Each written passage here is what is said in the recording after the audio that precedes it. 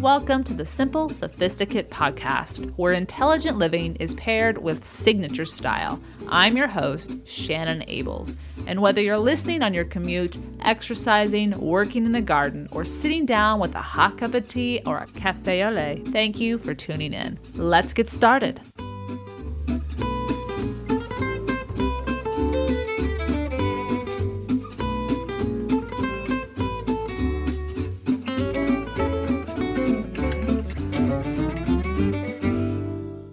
Welcome to the Simple Sophisticate. Today we're going to talk about curating your own signature style and how to actually do that. This was a top episode from season 1, so over 5 years ago, because we're in season 6 right now. And I wanted to bring it to you because, as I said, it was one of the top episodes, but I've also found that right now I have a bit more time to catch my breath. And I'm looking right now at my summer wardrobe and I'm thinking, this works well for me in my lifestyle now, and this works well, but this doesn't. And as I've been talking about on the podcast and the blog for a long time, investing has really paid off, paying for quality items. I have so many clothing items that I wear for a very long time and they always look great. But it is initially hard to spend that significant amount of money up front, but it's that you're buying fewer of those items gradually, and your wardrobe really ultimately pays off, and you enjoy it because you feel good and confident without having to go constantly shopping all the time. So today's episode, I'm going to share with you 7 components of building a signature style. Just recently, I came across some linen dresses. I love linen in the summer. I'm a fan of this fabric. It feels good. It looks good. It drapes well. And I'm really I do love my dresses. I love dresses in the summer, and I love dresses year round. But anyway, I came across these linen dresses from Ralph Lauren. And since I've had one of his from 2 years ago, which I wear constantly in the summer, I knew that this would be something to invest in. And so I'll provide a link for that dress and a few other linen dresses that he has made available, stripes and solids, short and long sleeve. If you'd like to take a look at those on the show notes, The Simply Luxurious Life / this time it's going to be 15 podcasts because we're doing a rerun of this episode rather than podcast 15. And you'll find it. So the show notes for the links for the dress, the simplyluxuriouslife.com /15 podcast. You'll find the links to those dresses as well as a link to the original show notes for this episode. I want to thank you for tuning in today. We have 2 more rerun episodes in July, and then a brand new episode will debut on Monday, August 10th, as we'll be in the middle of the 5th annual French Week, which I am compiling ideas and giveaways and post topics as we speak. All right, let's get to the episode. 7 components of building a signature style. Well, welcome to Monday. I figure one of the best ways to assuage the frustration maybe or the shock of a Monday, especially a Monday after a holiday as we're experiencing here in the States today, is to talk about style or fashion or clothes or going into that closet, finding that outfit that you just can walk out the door feeling absolutely confident with. And we haven't done that in a while. We haven't done that since episode 3. So I thought we were well overdue to talk about style. So that's what we're going to do today. I'm going to share with you 7 components of building your signature style. When we did do the podcast that talked about the 10 essential wardrobe items for your closet in podcast 3, a lot of you emailed me and said, okay, that's great. I'll go get those. I'll keep those on my list. But how do I create a signature style? What does that mean? And while I do have blog posts on that, and I will have links to those on today's show notes, I wanted to kind of dive even deeper into it. In fact, in my book that is coming out this December in just a few weeks, and you can actually order it now on Amazon if you'd like, I do talk about this explicitly, how to create a signature style. So I want to kind of begin with this concept of why should someone create a signature style? That's great and dandy, but why am I doing this? Why am I doing all this shopping? Now, in the initial stages or the initial steps, everything beforehand, it's going to be full of a lot of effort. You're going to take a lot of time, analysis, and questioning of who you are and what you love and what kind of life you live. But ultimately, it will pay off in dividends in so many ways, and you actually won't be having to shop endlessly once you figure out what your signature style is. So I want to start off with this quote that I actually use in the book by Christian Dior. He simply says, "Simplicity, good taste, and grooming are the three fundamentals of good dressing, and these do not cost money." And he's absolutely correct. So today I'm going to talk about clothing and what kind of clothing you may want, but the key is how you wear them, how you present yourself. What you don't wear is just as important as what you do wear with regards to that simplicity component. Because really what it comes down to is knowing yourself. And that is what it's going to exude. The clothes are simply the accoutrements or the accessories or the details that allow you to shine. And that's our goal today, is to create a signature style, to help you create your signature style so that your best self can be shared with the world, so that you can live up to your full potential. All right? After all, we will all create a different signature style. But creating a signature style is a mandatory ingredient if we are going to create the life we desire to live. A signature style requires each of us to know who we are and to know how to express ourselves honestly and authentically. But it also, when doing that, it allows us to create a life that fits most comfortably with exactly who we are and who we wish to be. And when we know our signature style, some of these pieces begin to fall together more seamlessly, more effortlessly. But again, we have to do the work up front. And that's, again, what we're going to talk about today. The first step in creating a wardrobe that fits your life is to understand your signature style. Creating it is a very, very personal thing. By definition, no two signature styles are alike. Where you live, your body type, your eye color, your bone structure, your personality. These and many more factors come into play as each of us sets out to distinguish our very own style. However, I will give you some advice that I think sits at the foundation of this. We must embody a style that is true to who we are and what we believe. And this is what penetrates beyond the surface.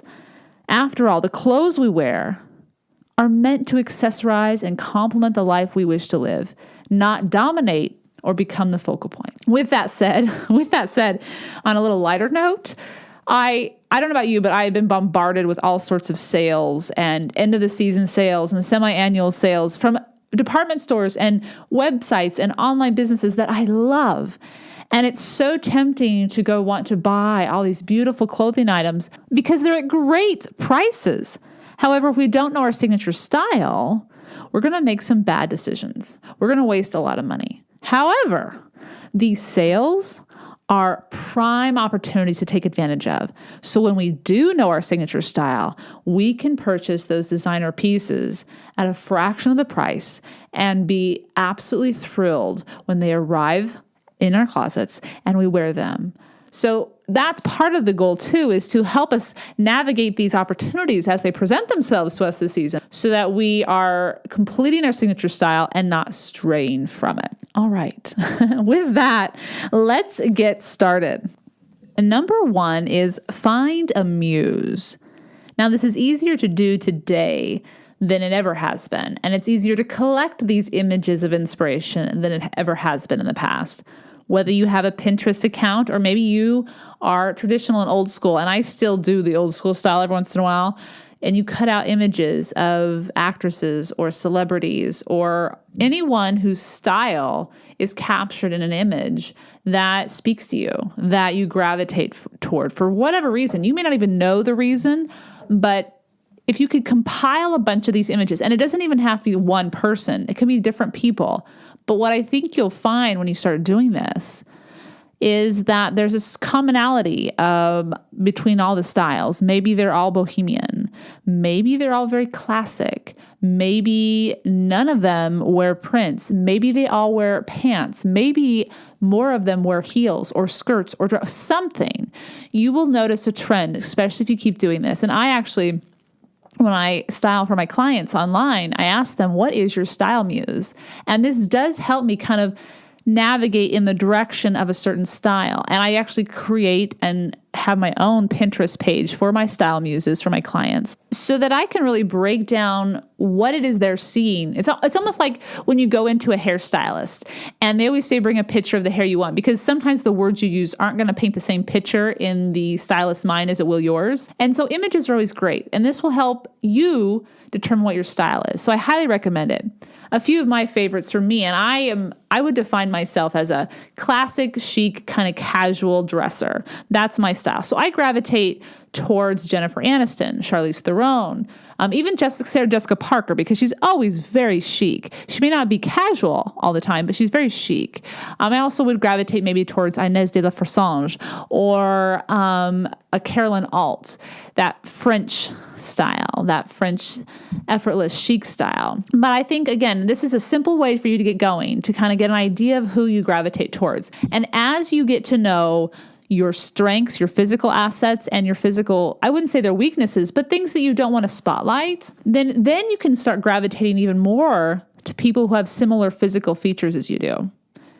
And it's not about negatively being discriminatory, but this being discriminatory with regards to who you put in as your style muse is going to help guide you. It's going to be your roadmap. How does she wear dresses if she is only 5'5"? What kind of dresses does she look best in if that's your particular style muse? If you are someone who's very tall, well, how does she wear her pants? Or what kind of blouses look the best on her? Or what does she wear prints? Or does she always wear solids? Why does she do that? And you really can start answering some of these questions as you, again, get to know your body, get to know your physical assets, and become more comfortable in your own skin. So the first one is find your muse. Find your muse.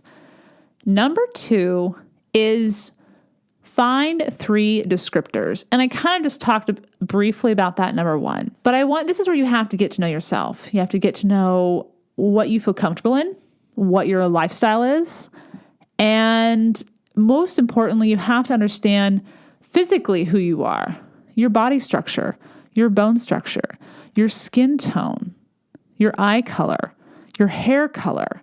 Really be honest with yourself here, because if you are a redhead, you're going to be able to pull off some amazing colors that a brunette or a blonde wouldn't even come close to.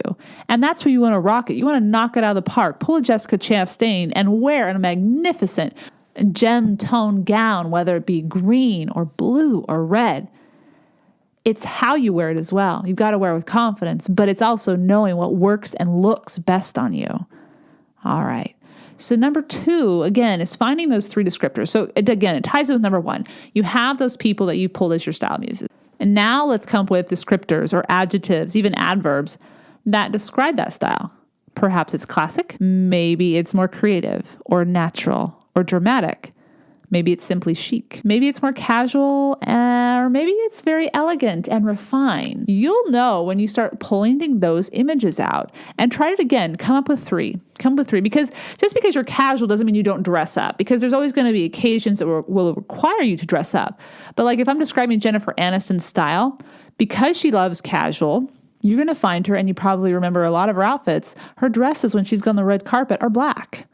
That's a very chic choice. It's very casual because it's very timeless, I guess you could say. It's simple, but it always looks sophisticated, always. All right? So your second job, number 2, is to come up with 3 descriptors that describe your style.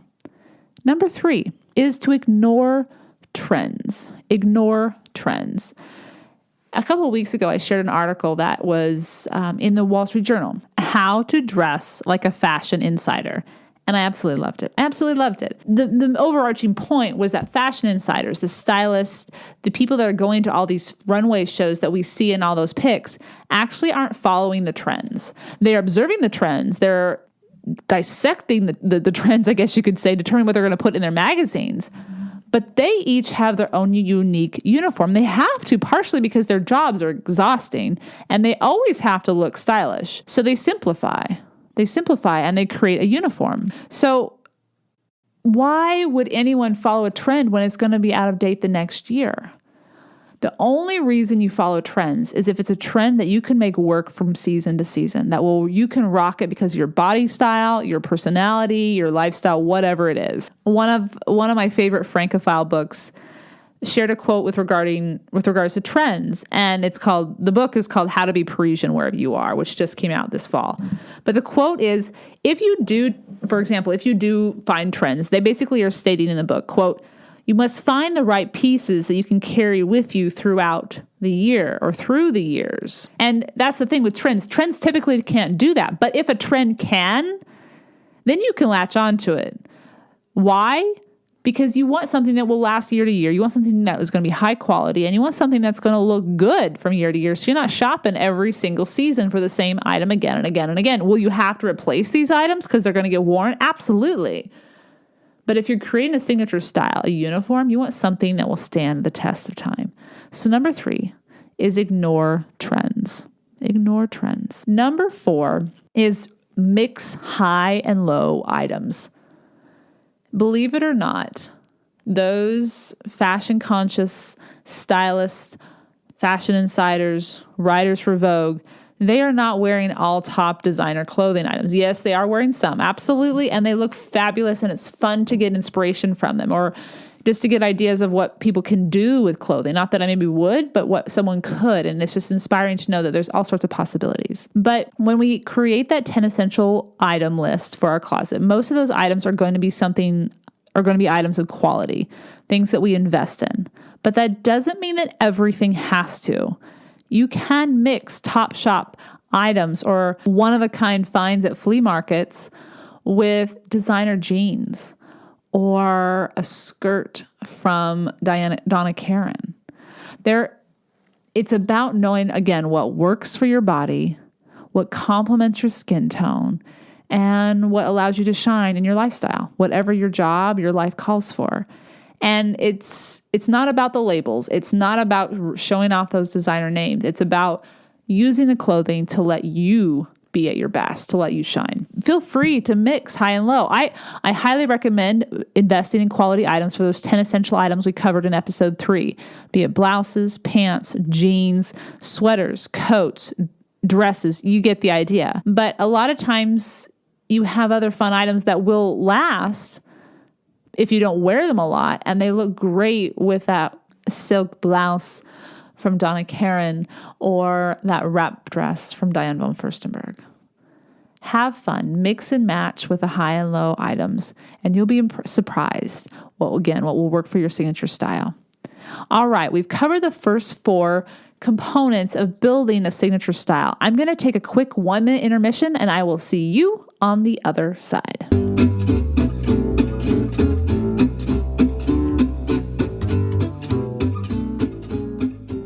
Today's episode is sponsored by Thrive Market. What if I told you could get high-quality organic and non-GMO groceries delivered to your door for a lot less than you're paying now and help out families in need? That is what Thrive Market makes available to their customers. As a Thrive Market member, you'll get the products you love, and your paid membership provides a free one for someone else in need, like a low-income family, teacher, veteran, or first responder. Thrive Market tailors to over 70 different diets and values, like paleo to keto to plant-based, delivering the highest quality organic and non-GMO food. They also offer clean beauty and bath products, pet staples, and non-toxic cleaning products, plus ethical meat, sustainable seafood, clean wine, and more. As I was going through the different things that they offer, I was so tickled to find all of Bob Red Mill's products, as it is a product that is made here in Oregon, just outside of Portland, and I enjoy his steel oats every single morning, as well as his flour is my favorite for baking. Yep, Thrive Market has it. As a member, you will save 25 to 50% off traditional retail prices, and their carbon neutral shipping is free on orders over $49. Not only do you get the opportunity to get a deal on your favorite clean organic products, but you also feel great about helping to support families who need it the most. In addition to membership matching, Thrive Market is matching donations to their COVID-19 relief fund dollar for dollar. Thrive Market is working 24/7 to make sure members are getting their groceries delivered as fast as possible. You can learn more about their commitments to customers and membership matching on their website. As a Simple Sophisticate listener, go ahead and try Thrive Market and become a member risk-free. Go to thrivemarket.com/sophisticate. Join today and you'll get up to $20 in shopping credit toward your first order. That's Thrive, THRIVE, market.com/sophisticate to start your risk-free membership and get up to $20 toward your first order. That's thrivemarket.com/sophisticate.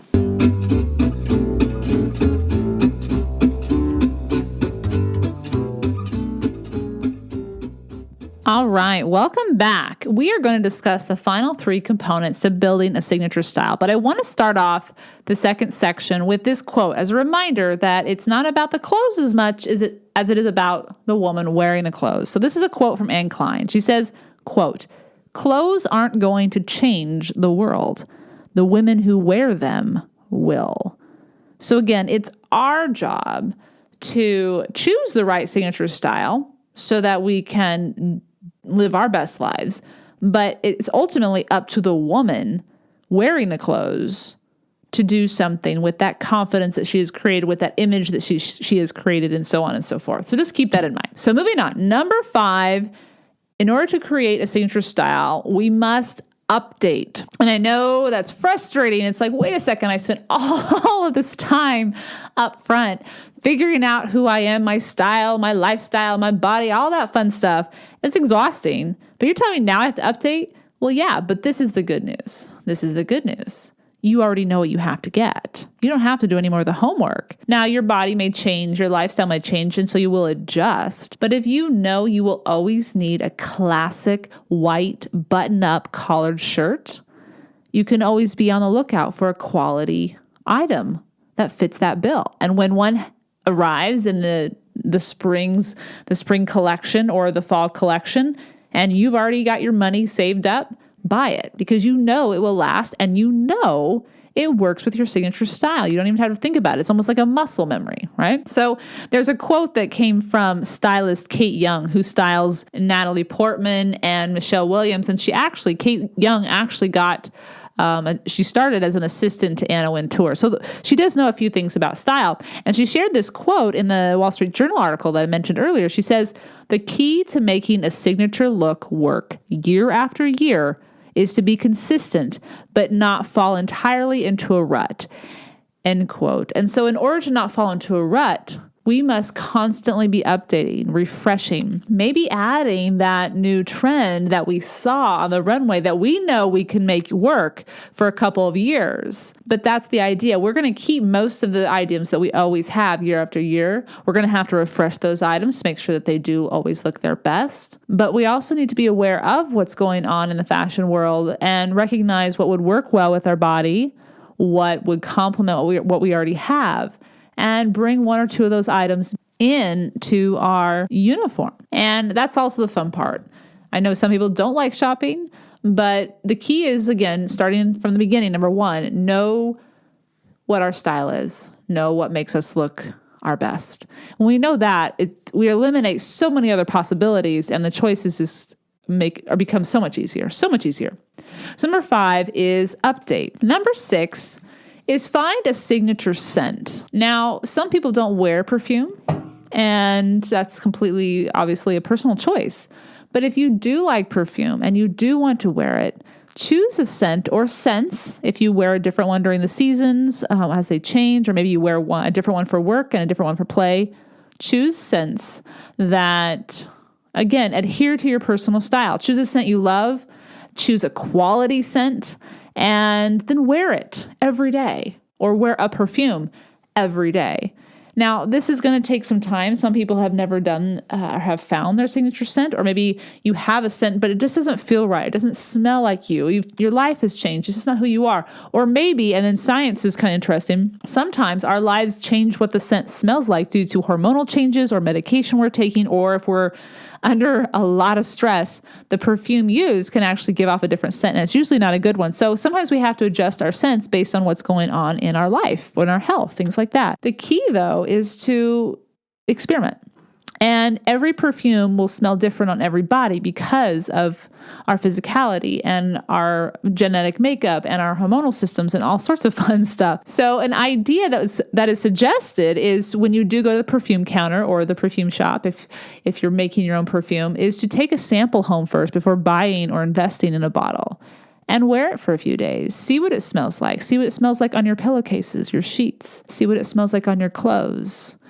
And see if you like that, if it speaks to you, if it actually is in tune with the authentic self you want to put out in the world. And have fun with it. Have fun with it. Now, there are 4 different basic types of scent.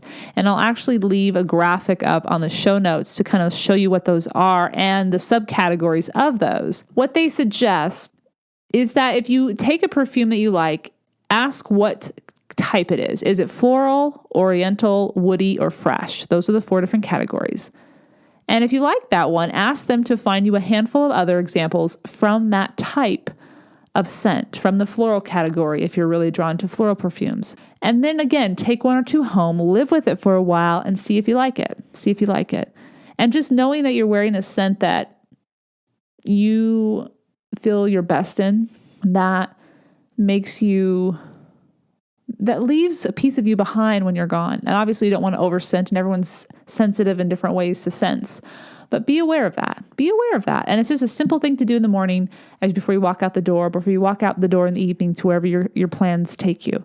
Add a few spritzes or dabs on your pulse points, either your wrist, behind your ears, on your neck, behind your knee or your elbow.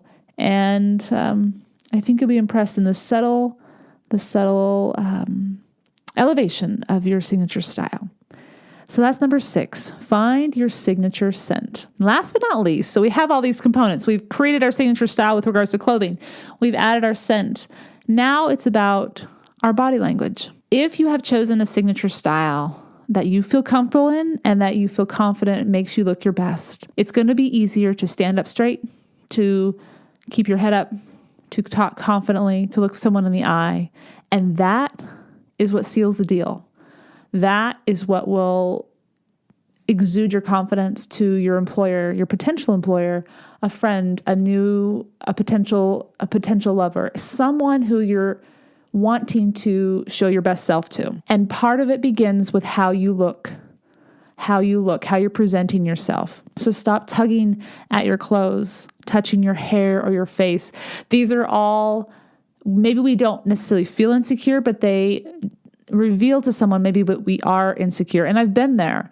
And it's a lot of the times, recently, a lot of the times I'm tugging at something is because I'm trying a new pair of Spanx and I've not figured it out. And it's so frustrating.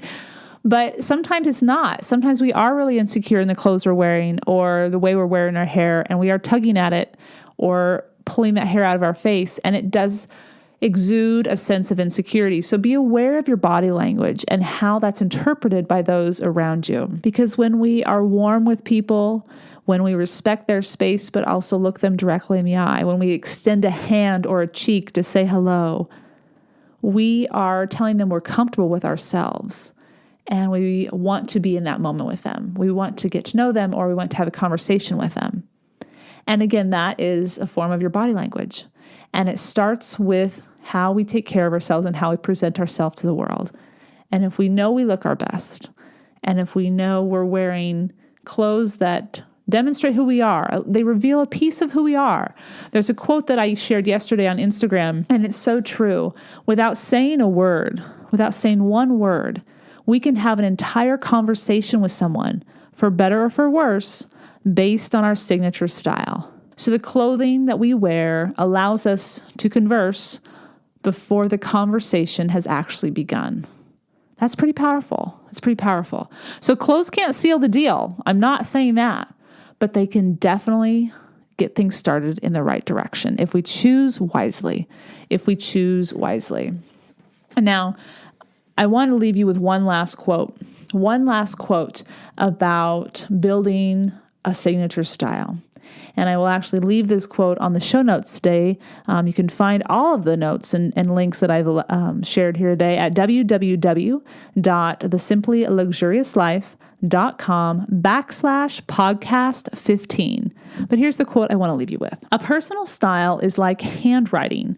It happens as the byproduct of our way of seeing things, enriched by the experiences of everything around us. Massimo Viganelli is the one who shared that quote, but he's absolutely right.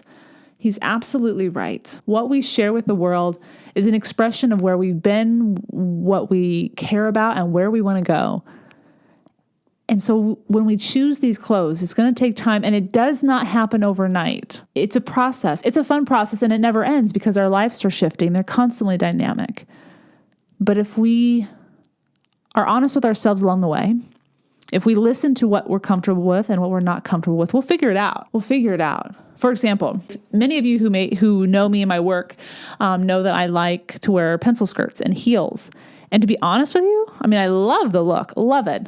I am so much more comfortable in a pair of jeans, a t-shirt, and ballet flats. If I put that on, I can relax and do whatever. I can do whatever. But it's the environment that allows or invites certain clothing. And so therefore I am choosing a professional wardrobe that I feel most comfortable for that particular setting. And I think that's important. We have to know the setting to determine what signature style would work best for us. And all of us are going to be in different settings. So we keep that in mind too as we're shopping. And that's the fun part. That is the fun part. So to get any of those links, to get any of those items we talked about in today's podcast, visit the blog at www.thesimplyluxuriouslife.com/podcast15. Now, stay tuned for a Petit Plaisir that deals with fashion and New York City. You don't want to miss it.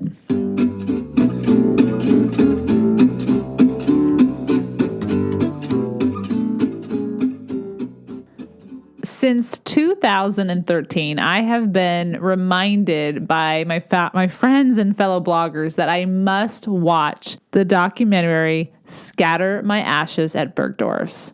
It came out during Fashion Week in 2013, and it has been on my list, but I have not watched it until just recently. And as someone who is enamored with the Big Apple and loves to shop, but also just appreciates fashion, even though I could never afford anything in Bergdorf Goodman's, this was an intriguing film.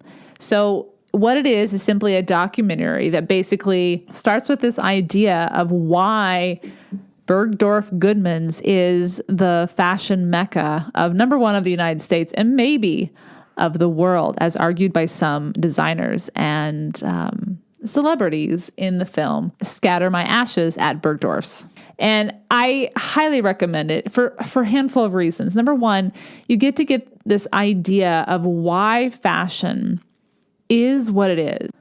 Designers such as Oscar de la Renta, Vera Wang, Michael Kors, Diane von Furstenberg, and Rachel Zoe all share their thoughts as to why they love Bergdorf's and why Bergdorf's is the cream of the crop. And then you actually get to hear from the people who work and who run the show at Bergdorf Goodman, from learning the history of that beautiful plaza that sits right there on 5th Avenue at the south end of Central Park between 57th and 58th. I highly recommend just going and taking in the energy if you are ever in New York City. I have walked through the store and up and down the various levels, and it's just a dream. It's just a dream, and nothing has ever been bought by me in that store, but it is definitely a place to see, a sight of its own. And what is wonderful as well, besides getting to the fashion and why this place is the mecca of the fashion world, is to see the city, to see New York City.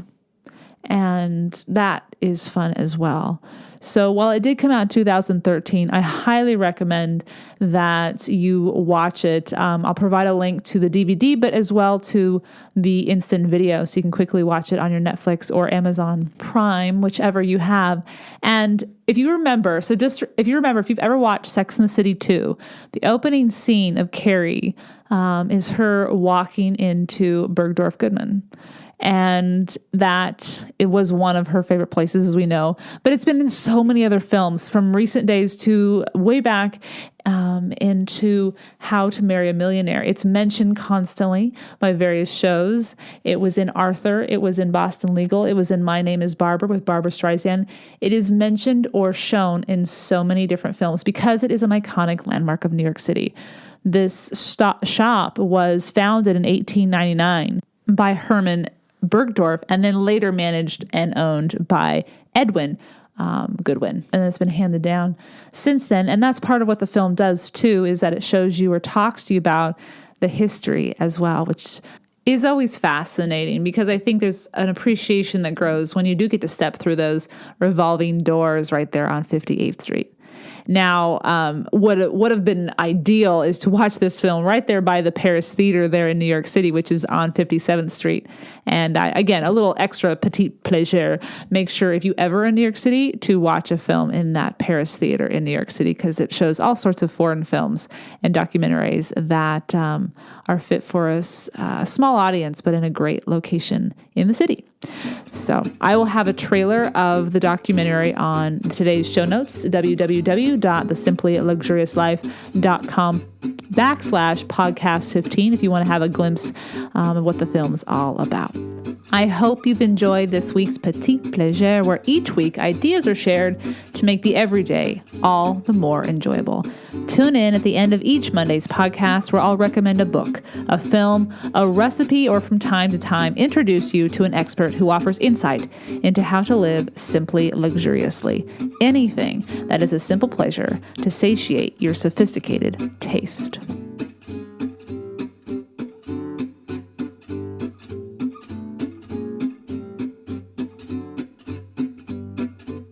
Thank you for tuning in to the Simple Sophisticate podcast, where intelligent living is paired with signature style.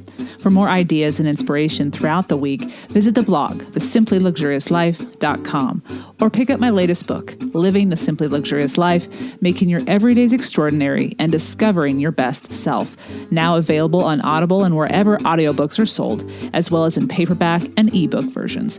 You can also pick up my first book, Choosing the Simply Luxurious Life, A Modern Woman's Guide, which is also available in paperback, ebook, and as an audiobook as well.